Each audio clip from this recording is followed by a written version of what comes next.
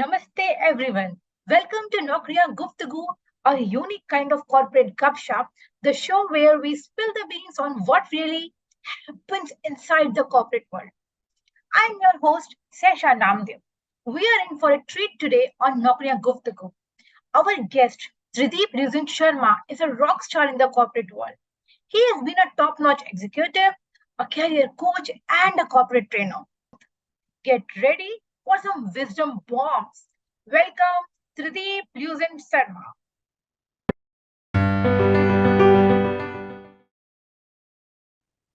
Welcome, Trideep sir. We are really excited and enthusiastic to see what all wisdom you are having in your kitty to our audience. Welcome once again to Nokriya Guptagu. No, thank you, Sahaka. It's been a great honor for me, talking to you and for your platform. And I'd like to share my experience, whatever I've gone through my life. So I hope, it will be useful to your audience. Sir, in the world of the AI, then see, things are changing super fast. So, what do you think? How the work is evolving, and what are the key trends which are actually shaping it? The future of industries. Since you You see, have worked in the whatever, multiple domains, so you have got diversified ideas about all the industries. right. You see, coming to AI, firstly, yeah, whatever little exposure I have to AI. So whatever I have found, AI will not replace you. AI will make smart people smarter, Right. right? If you are smart and if you use AI, you'll be smarter. You'll be 10x efficient. Mhm. I can assure them. But it's not that, but if you don't learn or don't you are not smart enough to adapt to changes, then you'll be left behind. If you teach me something and I pick up fast. And for me, I every day I want to learn something new. So this is an Right. So inspiration for the youngsters who are actually confined to their stream only. So this is a lesson to all our young professionals that keep learning, keep on learning, upgrade your skills so that you will be updated with the latest trends, innovations, and technology of your industry. absolutely. So this is the key now. Upskilling, reskilling yourself. That is the most important thing. If you sit, on what you know, I know. I mean, no. I mean that will not be good enough. That will not Right. be good. Sir, I will Right. add on to this As I say, upskilling, reskilling, and unskilling as well. unskilling also, and unskilling you have to do very fast. Unskilling is takes more energy than reskilling. Right. So that is why people go to campuses. Companies, why companies go to campuses? Everybody knows while we go to campus, it's an investment, and you don't get return. 1 year, absolutely, you don't get return. That, And what happens? 50% will drop off. hmm. Right. So even if 50% stays back, then it's an acceptable percentage. Right. They said, okay, we have done well. But a clean slate, they will give.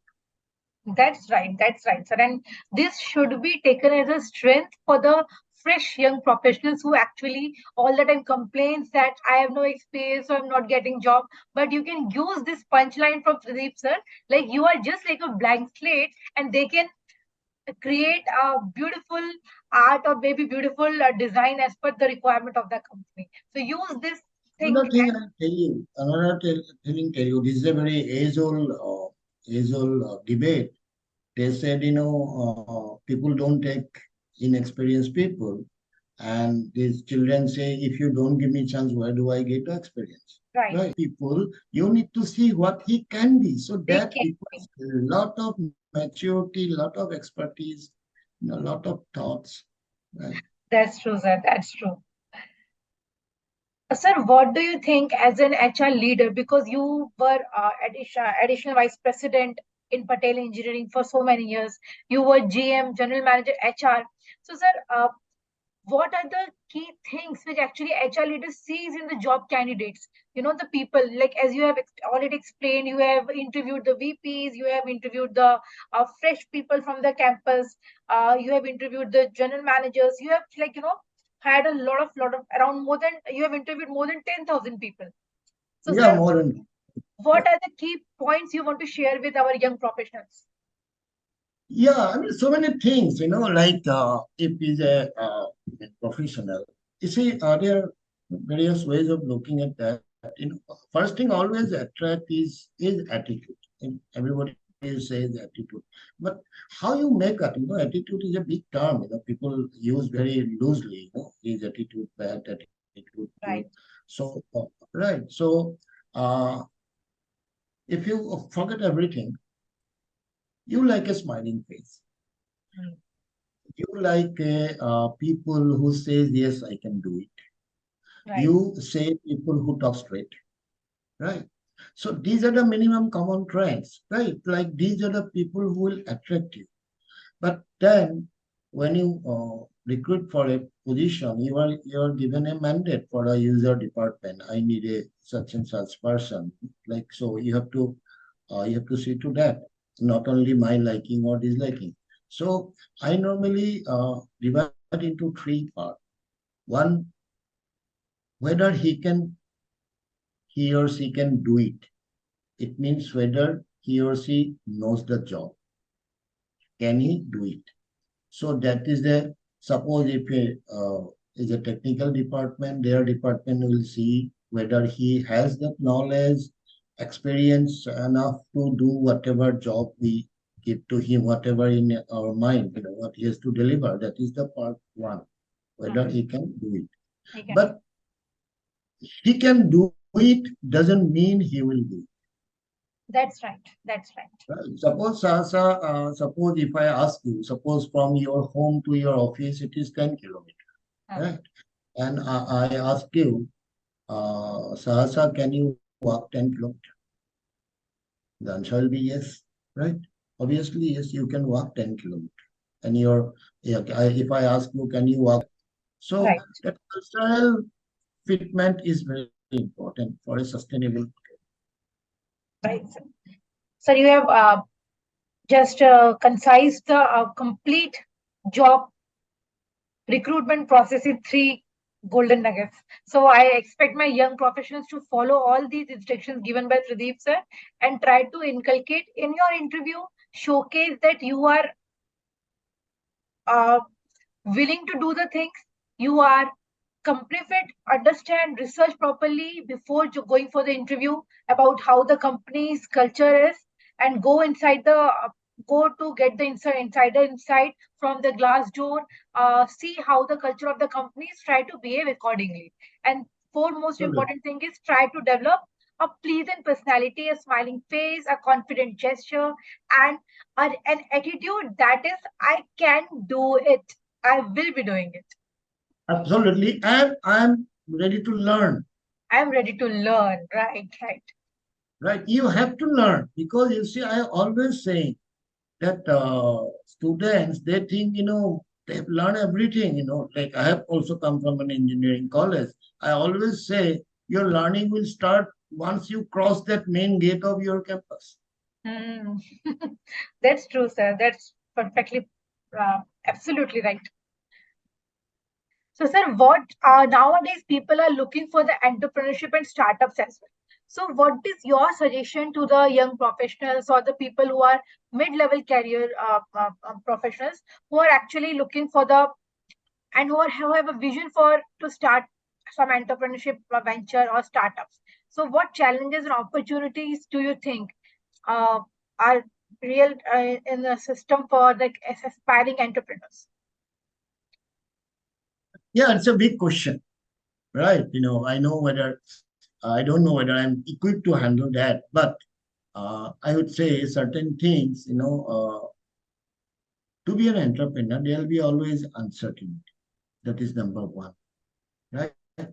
So, whether you are ready to handle that uncertainty, and I'm not giving negative, but at the same time, what I have seen, what I personally have gone through, right? That, coming from our background, right? You cannot say, come what may, I'll do this, right? Because after some time, You'll think about, money is not coming, right? There's this loan, that loan. I need to get married, right? I have a sister, I have to support my family, whether I should go for a job, because by then some of your friends will be doing very well in the uh, job market, having their own car, own home, and, I mean, having vacations, then you may feel bad. Now, first, you have to decide whether you are there. So you need to go to your value system. Yeah. So for entrepreneurship, I know, you see, to be an entrepreneur, number one, you have to be everything, right? You have to be that owner, you have to be your accountant, you have to be your manager, you have to be everything. I mean, so it is the most difficult task, and end of the day, you don't get paid a Right. salary, right? So first thing, for an aspiring entrepreneur, what I would suggest, first, fix your project. So to start a business or to start something of your venture, either you have to identify the gap, identify the requirement, or you have to create the requirement. You have to be committed. You have to be 100% committed, because that 1% could make the difference. Yeah, I read somewhere, no, Sahasa, long back, 20 years back during my network marketing days. They say there are three gaps we Mm. have. One is, uh, I mean, this one is knowledge gap. So, I mean, if we want to do something, we don't have absolute knowledge, all knowledge. So first you have to bridge that gap, knowledge.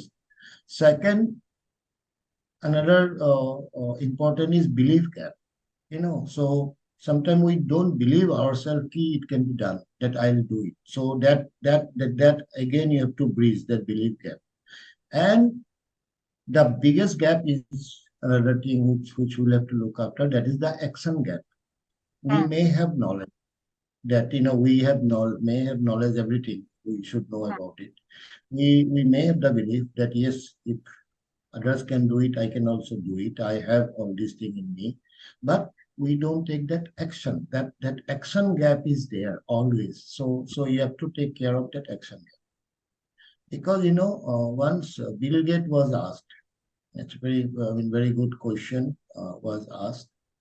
Uh, he said, "How come? I mean, what is your secret of success?" Mm. Mm. He said, "Look, there are three things. First, I was at the right place at the right time." He Mm. said, when that computer thing just started, I was in Silicon Valley. Mm. So I was there. I could see this thing happening. Right. Then he said, the second thing, I had a vision. He Mm. said, where this computer will go. Because Mm. even that IBM CEO, he said, probably will sell only. Thank you so much for your uh, insight on how can people start, and before starting their entrepreneurship journey they should decide whether they are committed or whether they are not, whether they could take action, massive action basically, to start their Yeah, journey. massive action. Because on the way you will get lot of obstacles, a lot of unforeseen things. So if you take massive action, then you can overcome that very quickly, Right. right? Right. Absolutely right. So what is your take in work life balance, that like mental health and well-being, because there are people who are having so high aspirations nowadays. So how could they manage their health as well? Because you have got a great career, a very good health, and I really wish you should continue carrying this idea of good health and work-life balance.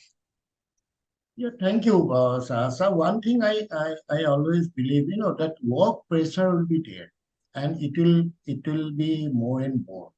Like, you see, there is a saying, that you must be knowing, that there is a theory called Pareto theory. It's 80-20, right? So 20% people does 80% of work, is Mm. everywhere, in an organization, in any. So if you're a good worker, if you're a good employee, you'll be always on that 20% slab, right? And now there'll be always work in front of you, because that companies have become very demanding, and I mean everything is very demanding. Everything has become very result oriented. So no matter I mean whatever we say, it will be a 24. So the last question for today is like, what do you suggest to our working professionals, the job seekers, fresh students, since you have recruited from campuses as well? Like, what are your uh, 5 important tips for the resume preparation, interview preparation, and how can they project themselves as the best candidate for the job they have been applying? First, resume, right? Nobody gives you a job looking at the resume. Always remember that, right? So don't make it long. Make resume. Ideally, I would suggest 1.5 days. Right. I have gone through maybe lack of resume, right? And senior people don't give more than 10 seconds in a resume. Take it from me. 10 seconds. First go. So what are the things? Of course, it will be difficult. I mean, it will be different from freshers to experienced people. Say for experienced people, what they do, what is their skill? That should be very prominent, right? Where they have done, which companies they have worked, for what is the position, some achievement. Don't write big achievements. I mean, big in the sense, big achievement or small achievement. Don't make it a elaborate thing. Nobody is interested. That will be handy on your interview. Wonderful. Right. Don't give everything at the first go. No one will read. You see, one CV I got. Can you pump water to our tank so that we get water in the tank? And they agreed. Do you think any interviewer will leave this boy? Do you think any interviewer here will reject this boy? No. Done. Using the right relevant example is a must. Just relevant example. For that, you must know, you must sit down, think about from your primary school days, what you have done, small things. I mean, think about your teamwork, what you have done. What are the things you did as a boy? I mean, you were playing football, you didn't have a ball. How did you manage that ball? Or you didn't have a field, or all sort of problems, small things. It doesn't matter to the interviewer because it is his mindset. Right. It's not a big thing. And be honest. And when you, with a smile and with your honesty, you explain those things, you develop a rapport with the interviewer. And that is most important. That is the most important. Thank you, sir. Thank you so much for your words of wisdom. And now, I really want to thank you from the complete team Naukriya Guptagu. Thank you so much. It's a big opportunity for me, honor for me. Like somebody listening to me, and if I can share certain my experience. Sir, I would love to invite you once again after